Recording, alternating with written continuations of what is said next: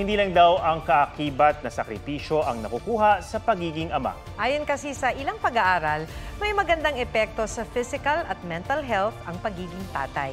May report si Ian Cruz.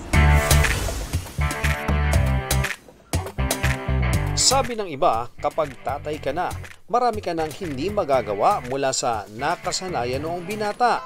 Wala nang pahinga. 3 oras na tulog.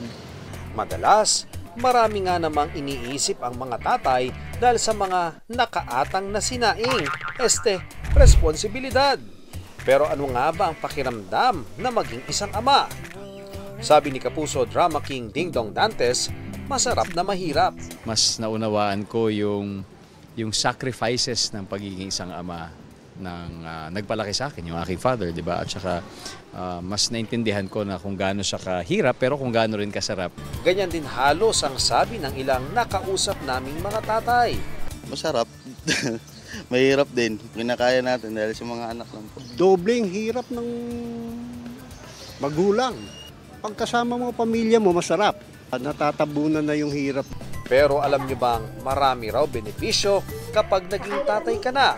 Sa ilang pag-aaral, ang pagiging isang ama may good effect daw sa physical at mental health nila. Gaya halimbawa ng pag-improve ng kanilang diet at exercise.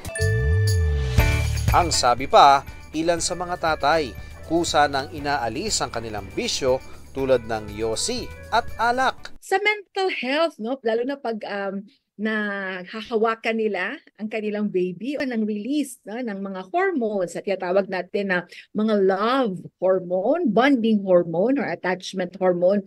Yun nga raw malapit sa kanilang anak, mas nakukontento sa buhay at nagkakaroon ng magandang pakikitungo sa komunidad.